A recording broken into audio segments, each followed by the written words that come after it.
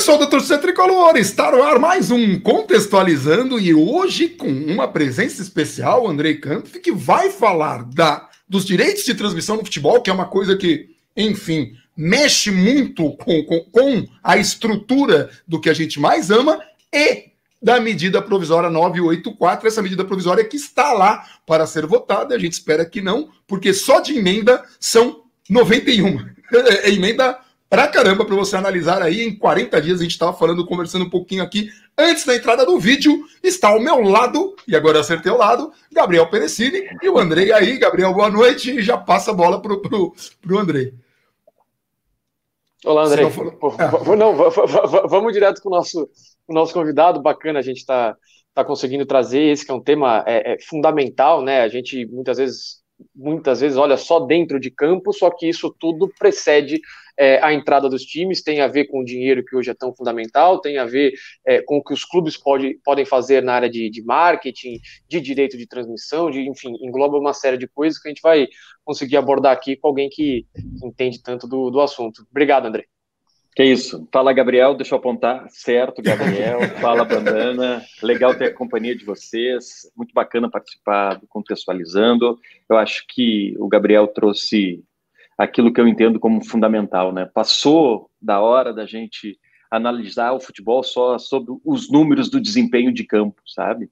A gente já sabe que é importante a gestão do futebol para resultado de campo, a gente já sabe que é importante a gente tratar bem o torcedor para ter receita, a gente já sabe que é importante a gente entender o ordenamento jurídico para poder se planejar, para poder administrar o clube melhor e cobrar os dirigentes dos nossos clubes de uma maneira mais efetiva, exigindo transparência, exigindo ética, exigindo mecanismos de governança. Então, é fundamental a gente entender tudo aquilo que vem por fora das quatro linhas, né, que estão além do jogo, mas que ajudam muito a explicar também o desempenho dentro de campo. Afinal, o futebol é a paixão, é o jogo jogado, obviamente, mas muita coisa ajuda a explicar aquele desempenho do time dentro de campo. Então, entender também essa MP 984, entender um pouco do direito esportivo, eu acho que ajuda demais o torcedor também a entender a realidade do seu clube.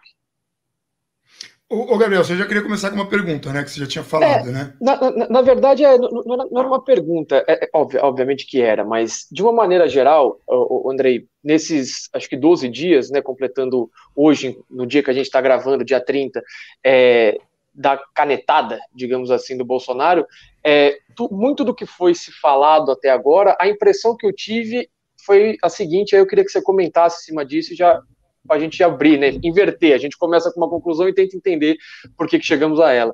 É que existe algo bom ali, só que a maneira como foi feita, ela é completamente atabalhoada, ela é completamente equivocada, podendo inclusive comprometer os bons ou as boas coisas que envolvem a discussão em torno dessa MP.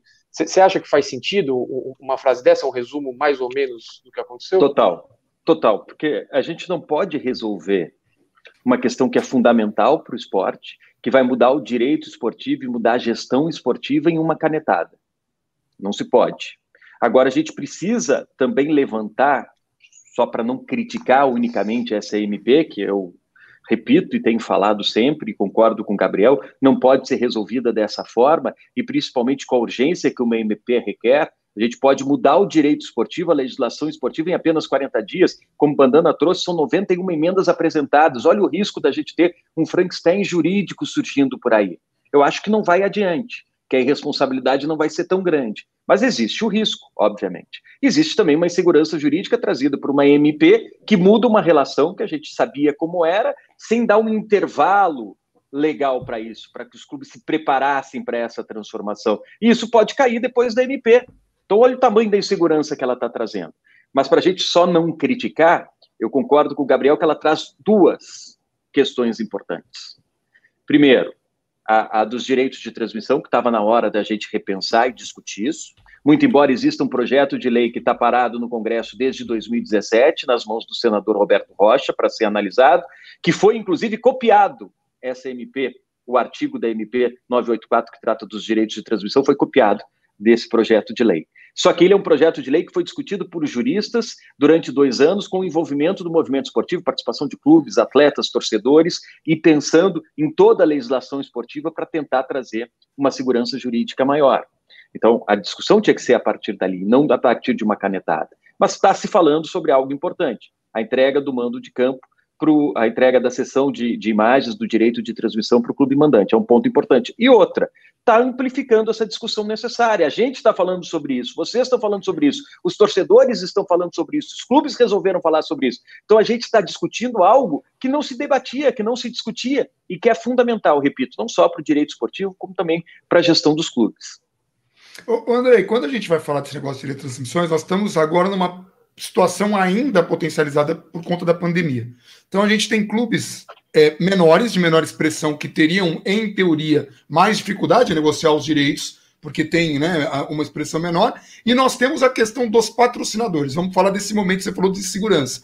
Tem essa insegurança, tem muitos patrocínios que terminam agora no fim do ano, como é o caso do São Paulo, e aí o patrocinador, de repente, quer esperar para ver o que vai ser, se a exposição dele vai ser a mesma. Isso não é muito complicado de fazer a essa hora, ou não são elementos que complicam ainda mais? Claro, esse é mais um complicador dessa história, né? Porque traz uma insegurança também para o investidor do clube, né? Ele não sabe mais que janela o clube dele vai ter na mídia tradicional, na mídia a cabo, nas novas possibilidades de produção de conteúdo e de entrega de conteúdo, que é o streaming, que essa é uma possibilidade fantástica, uma revolução na comunicação, que o direito esportivo também precisa trabalhar e também precisa legislar com relação a isso, precisa prever o streaming na nossa legislação, não só a TV aberta e a TV a cabo ou a internet. Então, precisa desse tipo de cuidado. Não poderia ser feito rapidamente, porque traz uma insegurança e o patrocinador, o investidor, não sabe exatamente o que vai ter de retorno, porque o próprio clube não consegue se comprometer com relação a isso. Porque o próprio clube não sabe como vai ser. Se ele vai deter mesmo os direitos de transmissão exclusivos quando mandante, ou se vai voltar a ser como era, que num jogo é preciso ter a cessão de imagens do clube mandante e do clube visitante, como era na Lei Pelé, até a quinta-feira da edição da medida provisória. E aí, a transmissão, a entrega do conteúdo é completamente diferente. Só para a gente ter uma ideia, se a gente fechasse, nós, empresa de conteúdo, canal do Bandana vai lá e compra os direitos de transmissão, pega a sessão de imagens para transmitir os jogos de 10 clubes da Série A do Campeonato Brasileiro. Ele transmitiria com a Lei Pelé, se não me engano, 90 jogos. Com a nova lei, com a MP, se ela se transformar em lei, ele vai ter direito a 180 jogos. 190 jogos, melhor. Ele vai ter direito a transmitir metade dos jogos do Campeonato Brasileiro. Olha como isso é diferente, como isso implica em mais dinheiro e mais monetização, porque ele vai poder transmitir os jogos como mandante dos 10 clubes que ele tem os direitos. E agora ele só pode transmitir dos 10 clubes que ele tem os direitos quando os 2 clubes vão jogar entre si. Quando vai jogar contra um outro clube, ele precisaria entrar em negociação com aquela empresa que detém os direitos de transmissão daquele outro clube. Então, isso muda completamente o negócio do futebol, muda completamente o investimento que o patrocinador vai colocar naquele clube, naquela camisa, vai colocar naquela emissora de TV que comprou os direitos de transmissão, que vai investir numa plataforma de streaming de cada um dos clubes, porque não sabe o conteúdo que ele vai poder entregar. Porque a gente não sabe qual é a legislação que vai vigorar a partir desses 40 dias que a MP deve tramitar por causa do regime de urgência. São 40 dias. Possivelmente, em 40 dias, a gente vai ter uma resposta para isso. André, ainda em cima da MP que tem corrido, a gente tem... Isso pode caducar, né? Se o Congresso assim entender, são 91 emendas. Você acha que existe um risco, por exemplo, vamos pegar o exemplo, acho que do Flamengo, que é o mais interessado, foi o mais ativo nesse movimento. Existe um risco do Flamengo divulgar no canal de YouTube dele, por exemplo, todos os jogos do Campeonato Carioca, com o mando do Flamengo, você vai ver aqui no meu canal de YouTube, criar, por exemplo, um plano para isso, um exemplo, e eu estou pegando esse exemplo do Flamengo para entender como os clubes também podem fazer isso. E aí caduca essa lei, a lei cai, e o clube ele é prejudicado porque ele vendeu algo, ele coletou um dinheiro de um plano de assinaturas em que ele não pode mais cumprir. Isso, com a lei caducando, é facilmente quebrável? Isso é contornável, no caso, né? Ou isso pode gerar uma punição para o clube, qualquer coisa nesse sentido? Vamos lá. É importante esclarecer o seguinte: qualquer contrato feito pré-EMP, ele é um contrato válido, um ato jurídico perfeito. Eu negociei com o Gabriel, a gente acertou dentro do ordenamento legal existente na época a cessão de imagens do Gabriel para eu explorar. Isso a MP não muda, porque foi um ato jurídico de comum acordo, respeitando toda a legislação. É o ato jurídico perfeito. A MP vale a partir da edição dela, e ela muda os direitos de transmissão. Então, qualquer contrato escrito e assinado e acordado depois da MP que passa a valer com essas regras. Então, isso é um ponto pacífico. Sim. O que acontece? A MP é lei. Ela está valendo, só que ela tem um prazo de validade. Então, qualquer contrato existente hoje vai ter também sua validade reconhecida. É muito difícil o Supremo não reconhecer a validade do que for feito durante a MP. É um ato jurídico também perfeito. A lei é essa, estou fazendo. Acontece que, se o Flamengo estender muito isso e a MP cair, o contrato pode ser discutido depois de cair a MP. Eu não acredito que nada vai ser discutido hoje. Tipo assim, o Flamengo transmitiu 5 jogos sob a validade, com a MP valendo, tá? E aí a MP foi derrubado, o Congresso não votou, ela caducou, o presidente Bolsonaro não editou de novo, não tem mais uma análise sobre isso, o Congresso vai analisar lá o projeto de lei que está para ser discutido, 68. Os 5 jogos que foram transmitidos não podem ser questionados, no meu ponto de vista, no meu entendimento. Eles foram feitos dentro do ordenamento jurídico da época, preenchendo todos os requisitos em comum acordo entre as partes e pronto. Agora, se vendeu 10, 15 jogos, aí é uma discussão complicada, né? Vai cair essa MP, ela não vai valer mais, e como é que o Flamengo, num jogo em que a lei volta a ser, a cessão de imagens precisa ser do clube mandante e do clube visitante, vai poder transmitir um jogo no seu canal sem a cessão, a autorização do clube visitante, da outra equipe, já que a lei é nova? Deve ter uma grande discussão jurídica, isso traz uma grande insegurança, e é possível que o Flamengo tenha que devolver, ou teria que devolver uma parte daquilo acordado, porque ele não entrega mais o objeto principal, que era o número X de jogos durante um determinado prazo de tempo. Então, aquilo que ele ofereceu para as pessoas em troca de um patrocínio, em troca de uma assinatura, ele não tem mais como entregar, por força da legislação. E aí as duas partes provavelmente vão perder um pouquinho, né? Isso daí muda, por exemplo, hoje, normalmente você tem os gols, né? Porque minha preocupação é assim, nós tivemos uma época, a Fifusa, que controlava o futebol de salão no Brasil. E a FIFA do João Avelange, na época era o João Avelange, quis estrangular a Fifusa para conseguir abarcar, né, o futebol de salão. E o que ela fez foi muito simples. A emissora que passar qualquer imagem de futebol de salão, à época, em que o Brasil tinha, né, títulos, expressão e tal, vai perder direitos de imagens de Copa do Mundo. O resultado foi que ninguém passou, nenhuma televisão aberta passava futebol de salão faliu, e aí a FIFA foi lá e abraçou carinhosamente o futebol de salão, e aí, só que assim, o futebol de salão nunca se recuperou disso, nunca se recuperou. E a gente sabe que essa briga política tem a coisa da Globo, que é uma força muito grande na imprensa. Corre-se o risco de uma Globo ser ignorada ou numa briga dessa, a coisa ter um efeito contrário e prejudicar mais os clubes do que ajudar?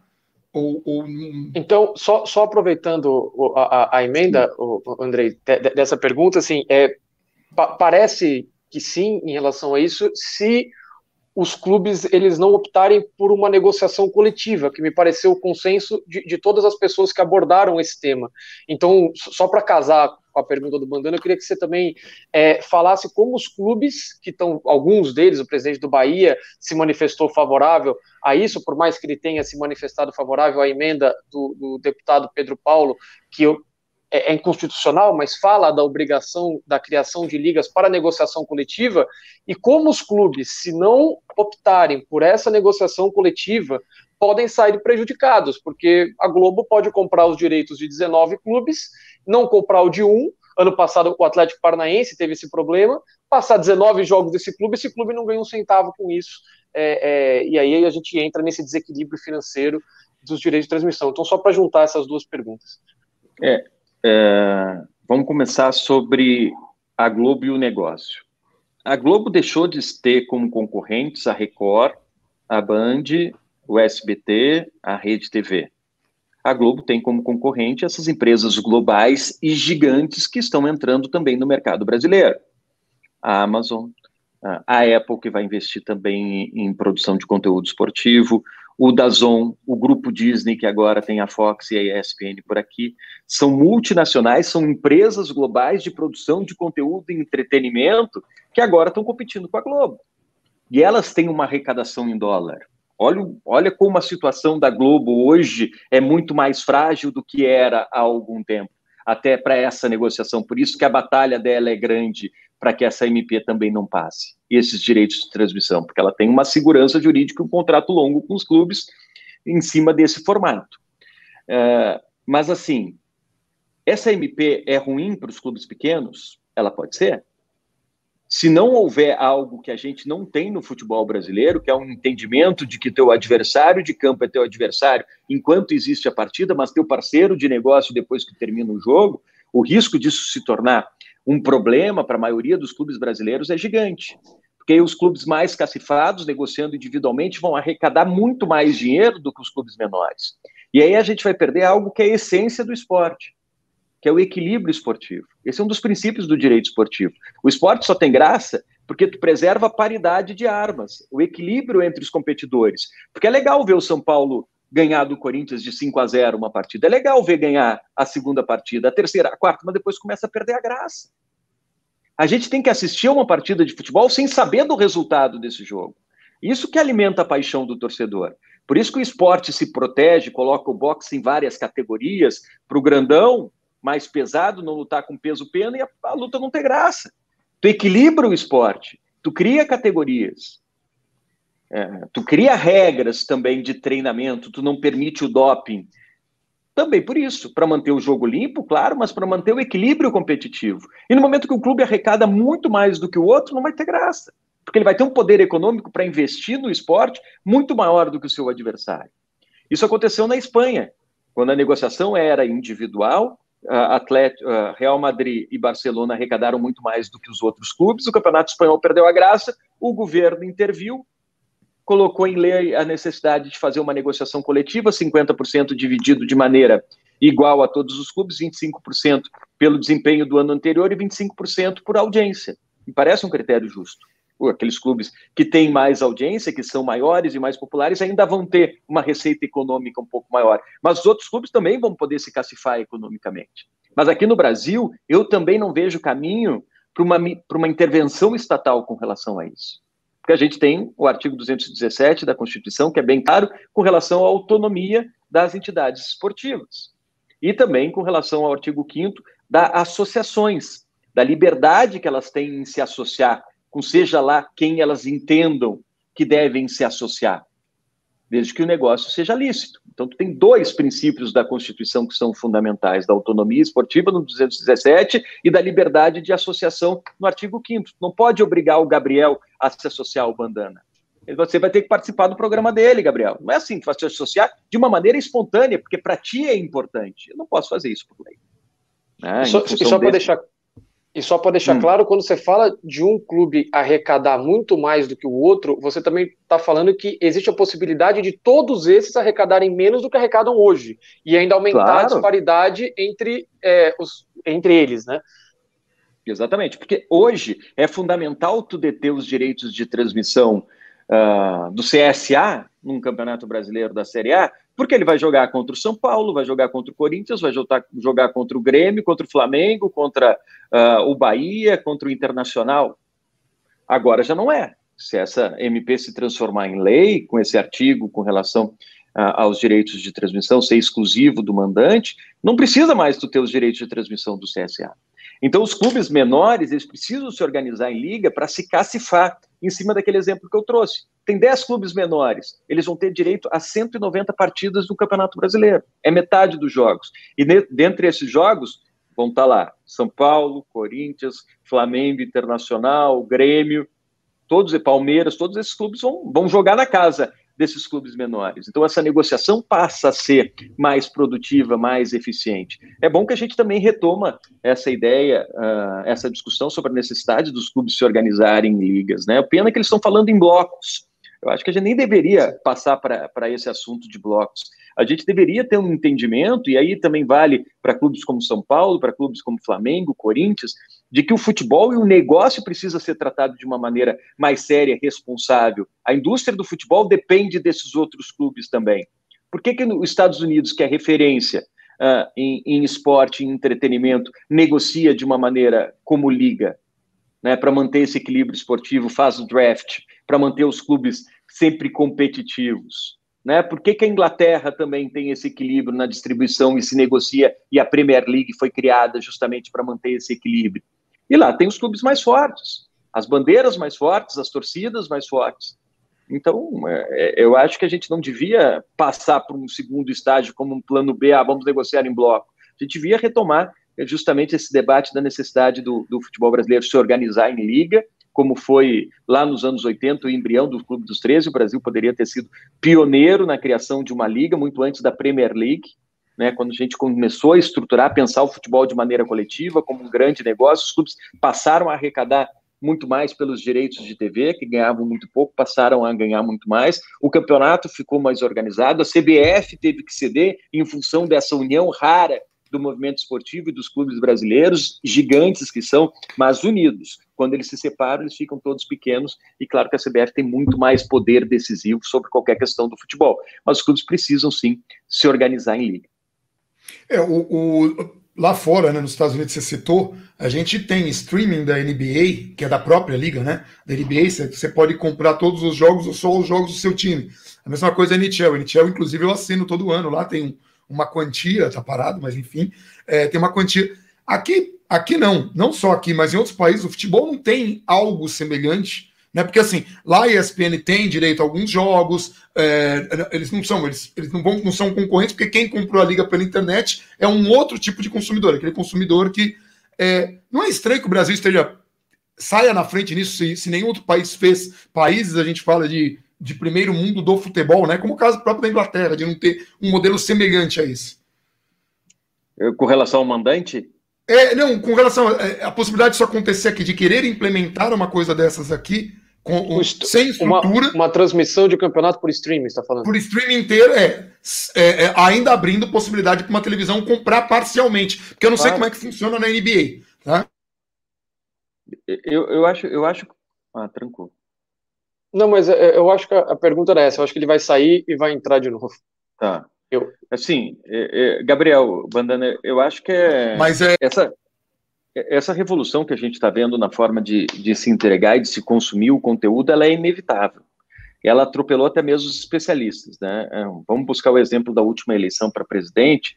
A gente dizia antes da eleição, a gente ouvia os especialistas e analistas políticos falando sobre as eleições, se falava que aquele candidato que tivesse o apoio do Centrão teria mais espaço na televisão e seria o candidato forte possível eleito nas eleições, né, nas últimas eleições. O Alckmin teve o apoio do Centrão, mais tempo de TV, e não foi sequer para o segundo turno. A eleição não foi resolvida na TV. A eleição foi resolvida no smartphone. Né? Se as notícias eram falsas ou não, isso é outra discussão e, inclusive, está sendo analisada pelo Supremo. Né? E é algo que a gente precisa se proteger com relação a isso, mas passa muito pela educação que a gente tem, né? Obviamente, pela cultura que a gente tem, pela forma que a gente ainda trata muito mal a educação das pessoas. O povo brasileiro ainda está num déficit educacional gigante, mas isso é outra discussão. Mas, assim, ela foi resolvida pelas redes sociais.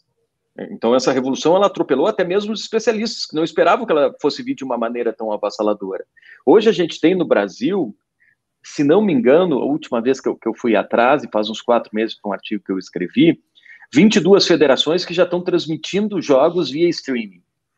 A Federação de Vôlei, a Federação de Futsal, a Federação de Atletismo está competindo campeonatos até 18 anos, né, infantis e juvenis também por streaming. O futebol, a gente tem um caminho muito propício para isso, para monetizar também. Mas a gente tem também a entrega de conteúdo. Tu pode transmitir pelo teu streaming, Pode, né? Depois de acabado o teu contrato com a Globo, que tem lá do Campeonato Brasileiro, depois de acabado o teu contrato com o DAZN, que tem na Copa Sul-Americana. Na Copa Sul-Americana é diferente, né? Sul-Americana e Libertadores, quem detém os direitos é a Conmebol, a Conmebol negocia com os clubes, é completamente diferente. Mas aqui, num campeonato estadual com outra empresa, tu pode pegar, vão transmitir. Mas nada impede, como o Bandana disse, de tu ter um trabalho e a entrega do teu conteúdo para o streaming e negociar para TV aberta e TV a cabo essas transmissões para uma outra empresa maior. Que daí quem vai ter o conteúdo não é só o teu associado, aquele teu público, aquele que monetiza o teu negócio. É muito mais gente que vai assistir ao jogo. E pode gerar uma receita extra para vocês, né? Para o clube que está tratando com isso. Então, existe essa possibilidade, só que os clubes demoraram muito para enxergar esse mercado, né? O mercado do streaming está aí há 3, 4 anos, a possibilidade de criar não só a entrega de jogo, mas de se criar um conteúdo pré-jogo e pós-jogo dentro de um vestiário, trazendo o personagem do jogo, criando quadros, trazendo patrocinadores para patrocinar aquela entrevista pré-jogo, aquela conversa com um destaque do jogo depois da partida. Sem querer te interromper, Andrei, sem querer te interromper, foi o que o Barcelona fez recentemente, que até o Amir Somoge trouxe isso, né? O Barcelona passou para esse modelo que você está citando exatamente agora, por 3 euros por mês, ele começou a gerar um conteúdo de jogos antigos, de comparação do time do Guardiola com o time do Rijkaard, diversos e inúmeros e milhões de conteúdos a partir de 3 euros por mês, e fazendo uma projeção a longo prazo de arrecadar com isso 90 milhões de euros por temporada, né? Olha só, nessa linha de receita, né? Porque é o mundo inteiro, né? Barcelona é um time mundial, né? Assim, claro. Tem fãs. Mas que mesmo que você não vá arrecadar 90 milhões de euros, é um dinheiro que está retido aí e que, para a realidade do futebol brasileiro, o clube brasileiro inicialmente não vai arrecadar 90 milhões de euros, mas ele pode arrecadar o que seria equivalente a um patrocínio master, a 2 patrocínios mais, não sei. Mas é uma receita muito importante e que isso ainda não é explorado e ainda passa um pouco pelos direitos de transmissão que a gente está discutindo aqui, só que de uma maneira em que isso é feito, que não prejudique a transmissão da televisão e que permita que os clubes possam explorar esse outro caminho. É mais ou menos nessa linha, né, André? É o universo de possibilidades que se tem, né? Hoje, a marca de um clube é muito forte. E ele tem o grande privilégio dessa marca ser associada a algo que não é racional, que é a paixão do torcedor. Então, ele vai consumir aquele produto. Se ele tiver um dinheiro, uma receita, ele vai consumir o que tu entregar. Claro que tu precisa entregar um conteúdo diferente. Tu precisa entregar algo para ele que seja interessante. Mas se o clube entregar algo que ele sentir que é bacana, que é diferente, que ele vai estar inserido dentro do contexto e do universo daquela paixão que ele alimenta sempre, isso vai gerar uma monetização para o clube. E tem várias alternativas, né? Essa de análise de times, tem a possibilidade de se fazer um evento pré-jogo, um evento pós-jogo, transmitir o treino e trazer um dos destaques do time para conversar. Uma série de possibilidades, conversar com técnicos das categorias de base, mostrar uma revelação. Quer dizer, eu estou falando agora sem ter pensado, mas vocês vão pensar em inúmeras possibilidades que o clube pode gerar um conteúdo interessante para alimentar justamente essa assinatura daquele torcedor que quer absorver o conteúdo do time. Porque a grande revolução que o streaming trouxe é justamente essa. Hoje a produção ela é muito mais capilarizada. Eu não vou pegar e fazer uma assinatura de TV a cabo para receber 190 canais, em que eu, na verdade, assisto 4 ou 5, eu pago 190 para assistir 4 ou 5, porque eu já posso escolher esses 4 ou 5 que eu quero e eu vou pagar diretamente para consumir esses 4 ou 5 conteúdos. E vou gastar menos do que a TV a cabo que eu tinha. Vou ter uma internet rápida, vou pagar assinatura de 5 streams, vou pagar do meu clube e vou assistir aquilo que eu realmente consumo como consumidor de entretenimento, de produto esportivo. Eu vou direcionar o meu pagamento. Essa é a grande revolução que o streaming trouxe. Eu trago um exemplo, eu costumo dar um exemplo, que eu comento com a Marcela de vez em quando, que se a gente sentasse na mesa, né, Bandana, há 15, 20 anos, nós 3 para comer, tivesse com os filhos ou com os pais, a gente sentasse numa mesa aqui em São Paulo e aparecesse o William Bonner para sentar, ou na época Cid Moreira para sentar com a gente, que apresentava o Jornal Nacional, todo mundo ia olhar para ele, eu, meus filhos, vocês, os pais, todos iam olhar para ele, olha quem está lá, o Cid Moreira, e todo mundo ia reconhecer. Hoje, os meus filhos não sabem quem é o William Bonner, porque eles não assistem o Jornal Nacional. Então isso mudou. Não que o Jornal Nacional tenha perdido a importância, mas hoje ele aparece só para quem realmente tem interesse em ver o Jornal Nacional. Sim. Quem vai consumir o São Paulo é quem realmente quer consumir as notícias do São Paulo. Não vou ficar parado para assistir as notícias do São Paulo, porque depois vem o Corinthians. A não ser que eu queira hoje ver o São Paulo e depois vem o Corinthians, se eu fosse torcedor do Corinthians, ou então o inverso. Eu vou ficar esperando o São Paulo e vou ter que assistir notícias do Internacional e do Grêmio, porque eu vou ficar aqui na frente, porque depois vem a notícia. Não, eu vou direto no programa do Bandana, eu vou direto no canal do São Paulo, eu vou direto procurar aquelas empresas que me entregam um conteúdo, que me produzem conteúdo daquilo que eu quero absorver, de que eu estou interessado em saber mais. Essa é a grande revolução do streaming. Então, a grande chance dos clubes é essa, eles têm acesso a um conteúdo exclusivo, que ninguém tem, e eles precisam encontrar alternativas de monetizar isso. A NBA, por exemplo, que eu citei, né, eu comprava os jogos do Celtics, ou da NHL, eu compro os jogos do Devils. É que na NHL você acaba abrindo tudo, mas você pode comprar só o time, aqui no Brasil, na NBA, você pode comprar só o time, porque você não quer assistir, você não quer assistir o outro time jogar, então você vai comprar só o seu. E dentro desse modelo, ficaria mais fácil de entender as loucuras que São Paulo fez. Por exemplo, quando me traz um Daniel Alves e fala, ele vai se pagar. Se você souber explorar a imagem e tiver recursos vai. No modelo atual e com a competência que não existe, pelo menos não no São Paulo, para explorar o tamanho que é um jogador como Daniel Alves, você não vai conseguir. Não vai conseguir. Tanto que quando chegou eu e o Gabriel, a gente entrou em desespero, porque quando o clube falou, não, a gente vai acabar achando parceiro, porque é um jogador que se paga, se vender camisa, a gente já fez essa conta. Não é vendendo camisa, não consegue, simplesmente não se paga. A prova disso é que o São Paulo, antes da pandemia, já estava devendo salário, por conta de estar atrasado em aproveitar essas questões. Mas é legal que você fez um levantamento, antigamente todo mundo sabia o nome da novela das 8. Eu não sabia nem que agora era a novela das 9, eu não sabia. Praticamente eu não sabia. Mudou a nomenclatura e novela das 9. Eu falei, agora tem outra, tem das 8 e das 9? Não, agora só tem das 9. Eu falei, cara, eu tô desatualizado, não? Eu tô atualizado demais. É o contrário. É exatamente isso. Andrei, não, por favor, pode falar. Não, só em cima do que o Bandana falou, a gente mostra como os clubes brasileiros estão atrasados, não é só o São Paulo. Mas, assim, não cabe mais um discurso que a gente vai trazer o Gabriel e depois ele vai se pagar. Não, a gente traz o Gabriel porque a gente já tem a receita para pagar o Gabriel. A gente já criou estratégias de marketing para isso. A gente já sabe exatamente quanto ele vai nos gerar. A gente não traz alguém imaginando que vem receita. Como a gente vê vários clubes aí apresentando o orçamento do ano, o balanço do ano, a projeção do ano, e colocando lá, vamos ficar em 4º lugar do Brasileiro, vamos chegar à semifinal da Copa Sul-Americana, vamos ganhar o Campeonato Estadual, prevendo uma receita que no final de março, 3 meses de ano, já não vai mais ser cumprida, porque eles não atingiram os desempenhos esportivos que eles colocaram lá no planejamento. Que não tem como você prever. Não tem como prever, porque é o aleatório. A gente sabe como é que é o futebol. Então a gente coloca uma previsão lá embaixo para ter uma receita muito mais factível e trabalhar dentro de um universo mais real e mais possível.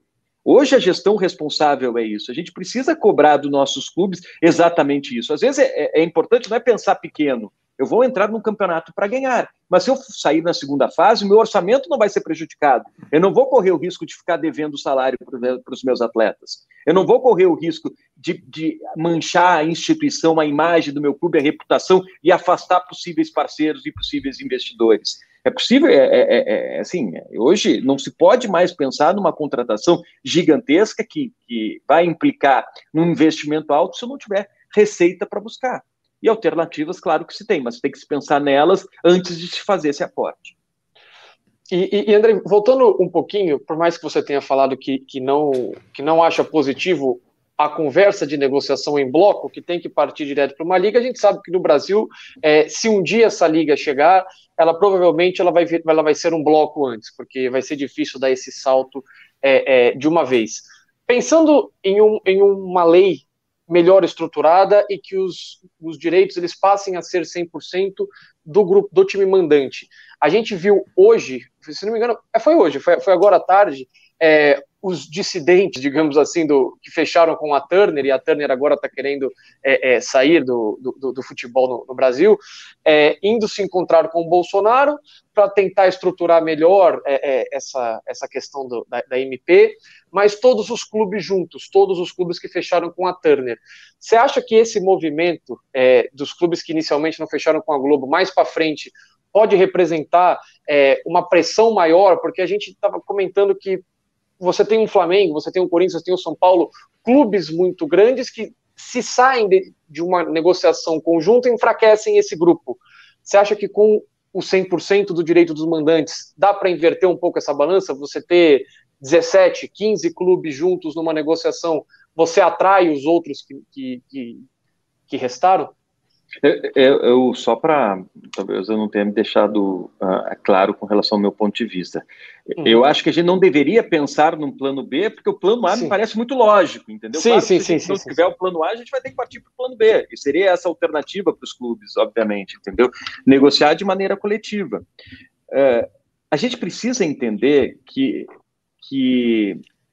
o futebol no Brasil e a legislação brasileira é uma relação muito ruim, muito complicada, e muitas vezes prejudicial também para o torcedor, né? Para os clubes, para o torcedor, porque a classe política, em função da popularidade do futebol, ela toma medidas eleitoreiras, né? Já vê o PL 1013 que está sendo analisado no Congresso, que para mim é um absurdo que isso passe adiante, porque representa velhas práticas sob um verniz, que são nocivas para o futebol brasileiro, sobre um verniz de socorro aos clubes nesse momento de pandemia. A pandemia está prejudicando os clubes agora? Claro que sim. Mas muitos estão usando a pandemia como desculpa por uma série de problemas que vêm sendo alimentados ao longo dos anos. E agora vai se criar, e está sendo aprovado lá um projeto de lei com relação ao Profut, que vai dar uma carência para os clubes de 180 dias no pagamento dessas parcelas, sem nenhuma contrapartida. Onde que existe isso? Se tu vai pedir dinheiro no banco, Bandana, se você vai pedir um empréstimo para alguém, Gabriel, você vai dar uma contraprestação. Isso é natural. Esse dinheiro que está saindo, que os clubes vão deixar de pagar, obviamente que não está entrando para os cofres públicos, ele vai deixar de ser investido na saúde no momento de pandemia. E não vai cobrar sequer dos clubes uma responsabilidade de dizer, pelo menos pague os seus atletas em dia e mostre para os seus associados que todo o balancete dos seus recursos financeiros, despesas e receitas. Pelo menos cobre essa transparência dos clubes nesse PL. Não está se cobrando, pelo contrário, está se aliviando a transparência, dizendo que durante esse período de pandemia não se precisa apresentar os relatórios que normalmente se precisava.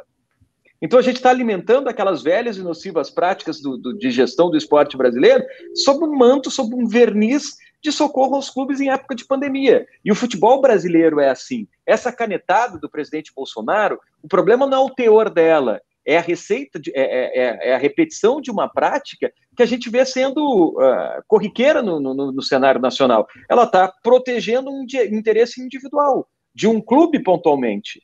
E não se discutiu com o movimento dos clubes ou com todos os clubes. Não pode ser dessa forma. O futebol brasileiro ele precisa ser discutido de uma maneira muito mais ampla, precisa se trazer todo mundo para um debate.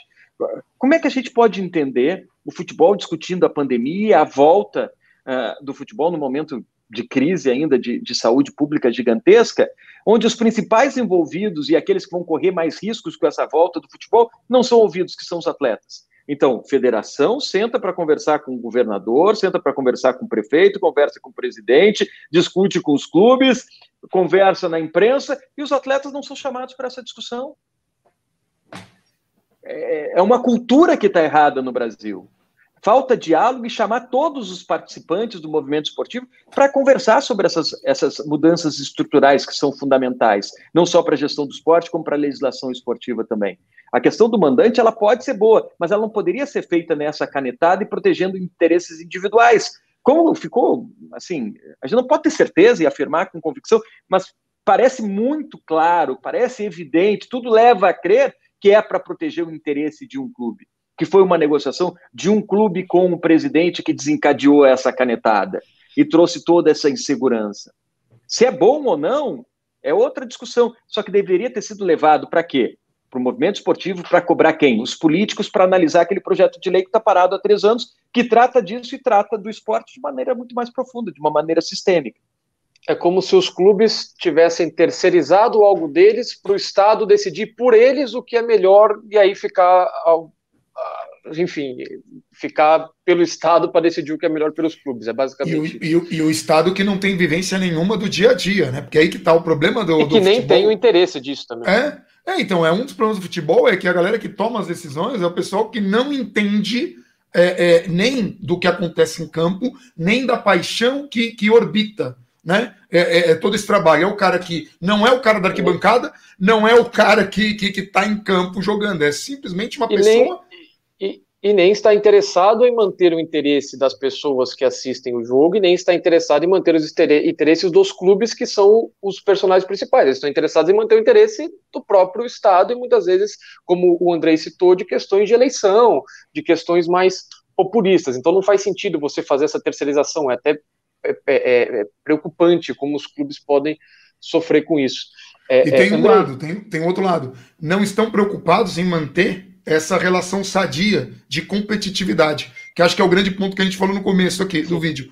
Se as pessoas que vão decidir entendem que, porque já houve boatos de que havia um projeto no Brasil de criar 2 supertimes, que Flamengo e Corinthians tinham a possibilidade de se encaixar por conta de serem os times com mais torcida no Brasil.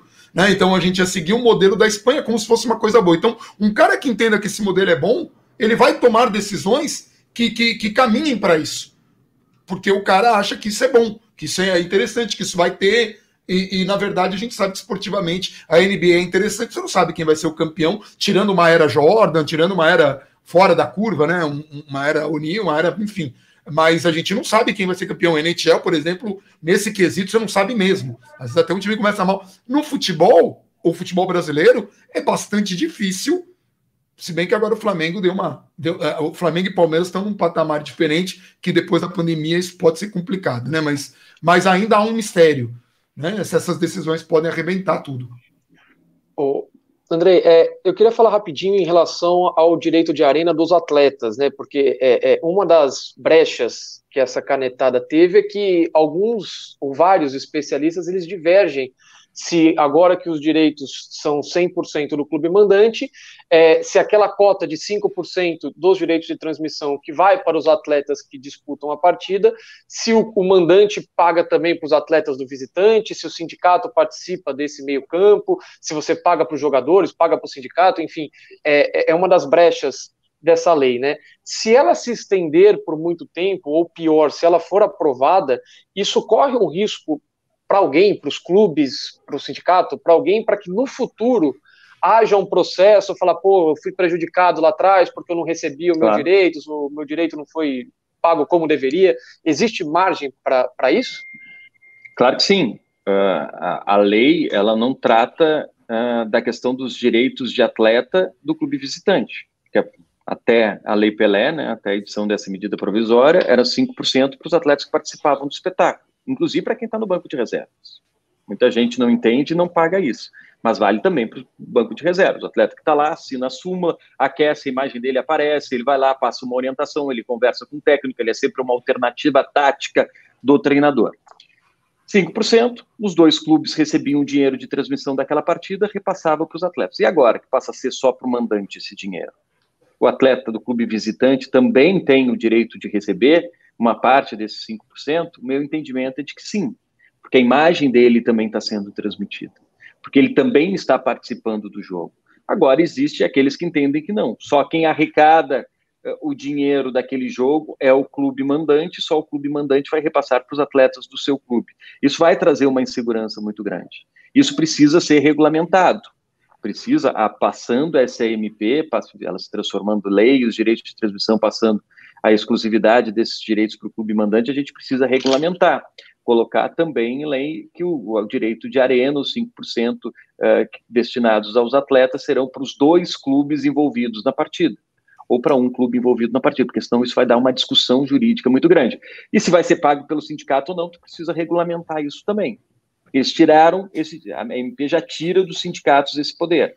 Esse poder não. A entrega do clube. Hoje os clubes pegam, passam esse percentual para o sindicato repassa para os atletas. Agora o sindicato não, o dinheiro não passaria mais pelos sindicatos, mas precisa regulamentar isso também. Porque claro que lá na frente vai ter uma discussão. Olha, eu não recebi, eu participei de 55 jogos como visitante, a minha imagem exposta, olha aí, saiu matéria no site tal, no veículo tal, saiu a minha imagem também em todas as produtoras de conteúdo, de televisão. E eu não recebi absolutamente nada para participar daquele jogo, onde já se viu, olha, o meu direito constitucional, minha imagem sendo explorada, eu não recebendo absolutamente nada. Então, e esse processo vai contra o clube, né? O processo é contra o clube, porque hoje o dinheiro vai para o clube. Né? O dinheiro hoje, né, já ia para os clubes repassavam para o sindicato. Hoje, ainda mais, porque é o clube que vai ter que pagar diretamente para os atletas. A gente já viu até uma discussão se entraria o processo para pedir os direitos de arena destinados ao jogador contra o sindicato, que é o sindicato quem tem que pagar, ou contra o clube, porque o clube pegou os 5% e entregou para o sindicato, daí o sindicato não repassou corretamente, mas o entendimento era de que tem que entrar contra o clube. Mesmo assim, agora com essa lei ainda mais, é um risco jurídico também que o clube corre, pode assumir um passivo aí gigantesco. E o André, aí agora sim, a gente tem a possibilidade disso caducar, de não ser votado, e é uma coisa que deveria acontecer em breve. Então agora eu vou partir para o campo da especulação. Caso isso aconteça, caducar, essa mudança pode demorar mais, pode se perder o interesse nessa discussão por um lado, como por exemplo, a gente sabe que de um lado hoje nós temos a Globo brigando para não ter que enfrentar, pelo menos nesse momento, essas empresas globais. Se essa MP não passa, essa discussão pode ficar congelada por um tempo e favorecer, no caso, o modelo atual, e daí a gente tem um problema do Brasil perder o tempo de fazer as coisas? Porque sempre tem os dois lados, né? Não tenho dúvidas disso. Né? A chance da MP não ser votada, até em função dessa avalanche de emendas, né? Algumas a gente pode entender até como protelatórias, para não cumprir o prazo regimental de urgência que a MP requer, é justamente desse grande jogo político de lobby que está acontecendo no Congresso agora. Se a gente vê 91 deputados e senadores congressistas, no caso, apresentando emendas, isso é 20% dos parlamentares. Olha o interesse que o esporte traz. Isso, claro, e a gente precisa entender o movimento político, que os políticos estão lá representando classes, representando regiões, representando cidades, representando segmentos importantes da sociedade. Isso é um jogo natural. O fulano foi eleito pelo movimento dos caminhoneiros, o fulano foi eleito pelo movimento dos ruralistas, o fulano pelos trabalhadores rurais. Isso é normal, e ele vai defender o interesse daqueles que os colocaram lá. Agora a gente vê como negócio o futebol também representa um interesse gigantesco. 91 emendas num prazo de 2 dias, 2, 3 dias. Isso é muita coisa para se analisar em pouco tempo. Esse é o risco que a gente está falando. Então, se isso caducar, eu tenho medo que não se volte para esses debates necessários. Tenho medo. Mas eu acho que isso provocou um interesse muito grande, principalmente com relação a esse artigo que trata da entrega de conteúdo, muito mais do que o artigo que trata do patrocínio de empresas produtoras de conteúdo na camisa dos clubes de futebol, esse particularmente do negócio dos direitos de transmissão para o mandante, trouxe uma repercussão muito grande e trouxe esse assunto para a pauta de discussões de todos, inclusive dos torcedores, de uma maneira muito forte, muito avassaladora. Eu acho que se essa MP caducar, é possível, eu acho que aí depende muito de vocês também, depende muito da minha participação e da participação de todos que se envolvem com o esporte, cobrar esse tipo de discussão e continuar falando disso para que o Congresso aí sim analise do jeito correto, chamando o movimento esportivo, analisando esse projeto de lei 6817 que está lá, que já foi analisado por 13 juristas, que já foi analisado pelo movimento esportivo, para trazer ele para a pauta de novo, para discussão, chamar o movimento esportivo e dizer, olha, a gente tem isso. O que precisa aperfeiçoar, parar de aresta com relação a isso? Porque são 3 anos que se passaram de quando esse projeto de lei foi redigido para hoje. Já tem o streaming que veio de uma maneira avassaladora, tem que colocar o streaming lá. Eu acho que tem que mudar um pouquinho da redação desse artigo que fala dos direitos de transmissão para o mandante, para ele ficar um pouquinho mais claro, mas são ajustes de uma lei que está pronta.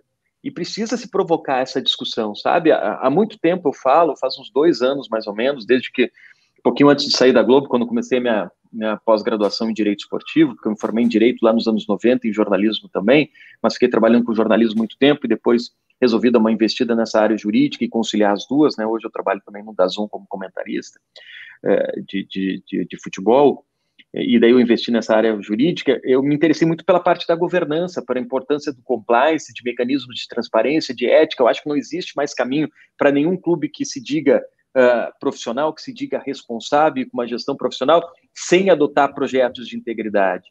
Mas a gente fala isso e isso não reverbera, entendeu? A gente cita exemplos de clubes que estão adotando e as pessoas não falam. Quando a gente cita, por exemplo, que o Bahia vai adotar um projeto de governança e pode evoluir para um compliance, a gente precisa, o torcedor do São Paulo, o torcedor do Grêmio, do Internacional, cobrar a diretoria do seu clube. Por que a gente não está fazendo isso? Por que a gente não avança nessa gestão que é fundamental? Hoje, os principais clubes do mundo, que são clubes empresa, e a gente não vai entrar nessa discussão de clube empresa, eu acho que é uma outra pauta interessante, que mas é assim, pode ser... Canal.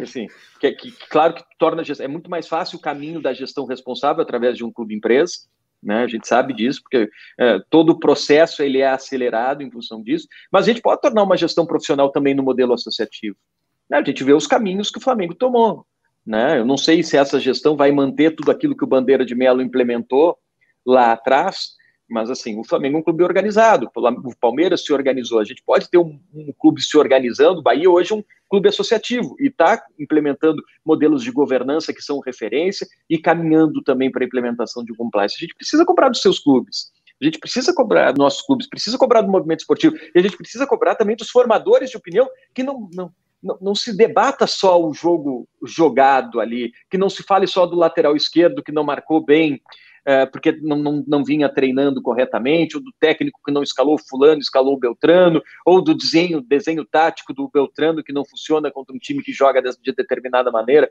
Não, a gente precisa cobrar também isso, a gente precisa trazer isso para a pauta de discussões. A gestão do clube é fundamental, porque isso também implica em desempenho de campo, também é respeito com o torcedor. Então eu espero que quando acabe essa discussão via MP, a gente não pare de debater esses assuntos que são importantíssimos, porque entregar o direito de transmissão para o mandante é uma revolução, não só no direito esportivo, repito, mas também na gestão do futebol, e isso pode ser fundamental para todos os clubes brasileiros. Já fica aqui um compromisso do canal, que assim que, se caso expirar a MP, a gente traga a discussão à lei, tal qual ela foi, os pontos, o que precisa ser mudado, para que a gente consiga começar a provocar uma outra discussão, e talvez um pouco mais serena, porque a gente já vai ter talvez, nesse prazo, nesses 40 dias, a gente vai ter um pouco mais o cenário aqui do Brasil, dessa pandemia que está assolando o planeta, e que aqui está ainda descontrolado, então a gente vai ter um cenário, até para ver o impacto disso nos clubes, em relação à função, enfim, a gente vai ter um quadro melhor. Então já fica aqui o convite, tá, Andrei? Já pode esperar, ótimo, que a gente vai chamar. E aí, da minha parte, eu encerro, Gabriel, porque a gente já está quase batendo uma hora aí. Fica a sua... Então, só duas bem rapidinhas, Andrei. Eu deixei aqui anotado, são as duas últimas, então acho que vai dar o tempo certinho. Eu primeiro queria que você fizesse, aproveitar que você falou do Clube Empresa, a gente tem uma semelhança em relação ao projeto do Clube Empresa, que também está se arrastando e está demorando o trâmite dele na parte do Congresso e do Senado, e a lei, o projeto de lei 6817 que você citou, em relação a uma nova lei geral do esporte, né? E os dois também têm a semelhança de que vieram projetos não tão completos, furaram a fila, saíram atropelando tudo e eles têm uma série de imperfeições. Eu queria que você comentasse essa semelhança, que é quase um padrão, como que isso funciona na parte da tramitação, os interesses que tem por trás disso, por que o projeto de lei 6817, que é mais completo do que essa medida provisória, ficou tanto tempo parado e essa passou na frente. Eu queria que você comentasse um pouquinho disso. Eu tenho uma visão muito clara sobre o projeto 6817. Ele trata dessas questões que esses outros projetos de lei abraçaram, né, inclusive com relação à viabilização dos clubes se transformarem em empresa, né, essa transformação jurídica dos clubes, que ela pode acontecer agora. A gente tem vários clubes brasileiros que se tornaram empresa, né, então precisa uma mudança legislativa para isso, mas são alguns facilitadores para para que esse caminho seja tomado pelos clubes, mas a minha visão é de que o projeto de lei 68 trata disso, trata dos direitos de transmissão, traz de uma questão importante que é a profissionalização do árbitro. A gente trata muito mal o árbitro no futebol brasileiro, a gente cobra um desempenho profissional dele e a gente não o trata como profissional. É um abandono absurdo que acontece com os árbitros no cenário brasileiro, de desrespeito à legislação trabalhista, né? Não a legislação brasileira, porque ele é desprotegido, né, com relação à legislação também, a direitos básicos de um profissional. Quem é que diz que o árbitro pode ter uma outra profissão em função da exigência que se cobra dele, né? Porque ele tem jogo na quarta, ele viaja na terça, daí na quarta ele trabalha, na quinta ele volta de viagem, na sexta ele tem reunião na federação para avaliar o desempenho dele, e também testes para fazer, depois na segunda ele tem teste físico, no sábado ele viaja, no domingo ele trabalha. Ele vai trabalhar onde? Só se ele tiver um pai que é farmacêutico, deixa ele ficar no caixa lá na segunda-feira de manhã, antes dele treinar, e na sexta-feira quando ele volta de viagem. Ele se dedica exclusivamente à arbitragem, porque o esforço, o desempenho físico dele vai ser cobrado. Né? Ele tem uma relação também de subordinação, ele precisa conversar sempre com a federação, mas a gente tem uma lei mal escrita que não permite nem que o árbitro receba direito de arena, porque o direito de arena está lá no artigo 42 da Lei Pelé, que é exclusivo aos atletas. Então, né, tu mostra a imagem do árbitro, o árbitro aparece e ele também é um dos protagonistas do jogo, claro que ele decide jogo, a gente sabe disso. E a imagem dele é tão mostrada que se vende o patrocínio na camisa dos árbitros. E ele não recebe o direito de arena pela transmissão daquele espetáculo. Então é um abandono. Então esse projeto de lei também trata disso, trata do clube mandante, trata do clube empresa, mas ela trata de uma questão que para mim é a mais revolucionária de todas, e que aí tem muita gente que não tem interesse que ela seja discutida, que é a tipificação da corrupção privada no esporte. Então, o que o Marinho fez e foi condenado pela justiça americana e ficou preso nos Estados Unidos pelo que ele fez na CBF/Brasil, mas aqui ele não seria preso, ele poderia ser preso no Brasil, porque a corrupção privada é tu roubar de uma entidade privada, passa a ser crime no Brasil, coisa que não é. Nos Estados Unidos é. E foi baseado nessa lei que o FBI foi lá, junto com a Secretaria de Justiça americana, e investigou todas as relações que estiveram por trás da Copa, né, da entrega da Copa para o Catar e para a Rússia. O dinheiro passou pelos Estados Unidos, eles fizeram uma grande investigação, desencadearam uma grande operação e prenderam em 2015 vários dirigentes da FIFA e transformaram a entidade de futebol. Foi uma avalanche, um tsunami, baseado numa lei que existe nos Estados Unidos, existe na Inglaterra e poderia existir no Brasil. Então, o gestor que tira dinheiro de maneira irresponsável, criminosa de um clube, ele vai responder o processo, devido ao processo legal, e ele pode ser preso, porque vai estar tipificado isso. E eu acho que essa emenda, esse artigo do projeto de lei, faz com que tudo ande mais devagar e que isso fique muito tempo preso também no Senado. É um ponto de vista meu, particular meu, porque todas essas questões voltaram a ser analisadas sobre outros projetos de lei, e não se trouxe essa discussão que, repito, além de tratar de todas essas questões, reúne toda a legislação esportiva num único espaço, num único ordenamento. Ali trata de estatuto do torcedor, do CBJD, trata da criação de clube-empresa, trata de direito do árbitro, profissionalização, com um cuidado jurídico muito maior. Não é editar um projeto de lei que vai se relacionar com o Estatuto do Torcedor, mas precisa cuidar do Código Brasileiro de Justiça Desportiva, que precisa ver questões constitucionais, que precisa ver a Lei Pelé, não, nada disso. Ela reúne, inclusive, a Lei Pelé num novo, seria uma nova lei do esporte, Lei Geral do Esporte, seria um Código do Esporte brasileiro. Né, e que contou com a participação de clubes, de advogados, foi um negócio estruturado por 2 anos.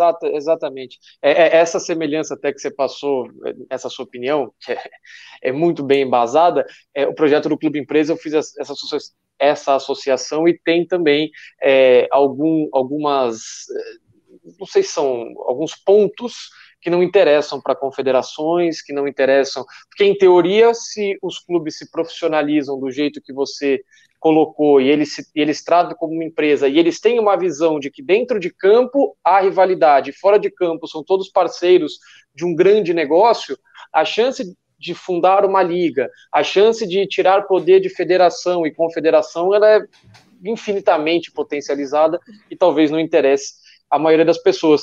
Andrei, você já respondeu a segunda pergunta, eu ia pedir justamente para você falar um pouquinho da PL 6817, eu acho que você abordou ela quase que de cabo a rabo aqui, então você já respondeu duas em uma, sem adivinhar, então por mim está encerrado. Se você quiser só deixar qualquer recado, quiser fazer a divulgação do Lei em Campo, do seu blog, qualquer coisa desse sentido, a gente está aberto a ouvir e já agradecendo a sua participação. Cara, eu quero agradecer demais esse tipo de debate que vocês proporcionam, né, colocando, acho que um conteúdo necessário, fugindo do óbvio. Eu acho que a gente tem que tratar o futebol sempre de uma maneira lúdica, claro que sim, a gente tem que alimentar essa paixão, e o que tem graça no esporte é o jogo, a gente precisa analisar o jogo, pré-jogo e pós-jogo, só que a gente não pode esquecer questões fundamentais que ajudam a explicar o jogo, como vocês fizeram na abertura e vocês citaram. Acho que a gente precisa trazer essas discussões, essa foi a minha ideia, ainda com uma cabeça muito mais de jornalista do que advogado, quando eu estava fazendo a minha pós-graduação, ainda na Globo, mas estudando nas aulas presenciais do sábado, que eu dizia, poxa, esse é um assunto legal, isso renderia uma pauta para a TV, uma cabeça muito mais de jornalista do que advogado quando vimos assuntos jurídicos. Porque eu acho que a gente precisa debater isso, né? Debater governança, debater integridade no esporte, debater clube-empresa, debater esses projetos de lei, direito de arena, direito de transmissão, e de uma maneira simples, a conversada, como a gente está fazendo, porque elas não são tão complexas quanto a gente imagina. Precisa de cuidado de especialistas, obviamente, mas a gente consegue explicar de uma maneira clara para todo mundo entender a importância de tudo isso. Essa foi a ideia do projeto Lei em Campo, que está crescendo, tanto que vocês, né, o Bandana me chamou, me provocou para esse debate, justamente em função do conteúdo que a gente está produzindo, né, que é um conteúdo de direito esportivo, mas muito mais de notícia, né, muito mais jornalístico. Não tenho a ideia de ser um instituto de direito esportivo, provocar discussões acadêmicas. A gente tem um espaço acadêmico, obviamente, para isso, mas existem institutos para isso, para provocar essa discussão. A nossa ideia é tentar simplificar esse conteúdo com os especialistas mais capacitados que existem em determinada área, em cada área, mas entregar esse conteúdo qualificado, com o conteúdo necessário da maneira mais simples, para ele ser palatável para todos nós, entendeu? Para todas as pessoas, não só para quem é advogado, jornalista, mas para um atleta, para um agente. Então, eu que agradeço demais o convite, muito obrigado, Bandana, por essa companhia de vocês por uma hora, Gabriel, vocês estão muito por dentro dessas urgências que a gente está tendo do esporte, mesmo em pandemia, né? A gente está discutindo muito esporte, muito assunto importante, mesmo sem a bola rolar, e eu acho que também não é a hora da bola rolar, a gente tem uma prioridade maior, que é cuidar da saúde de todos nós, não só da gente, mas das pessoas que estão na rua, daquelas pessoas que precisam sair num momento como esse, que não podem ficar em casa, né? Não tem o privilégio de ficar em casa, porque o trabalho delas exige que se saia à rua. Então a gente fica para a gente não provocar uma aglomeração, para a gente não ser um vetor de contaminação para ninguém.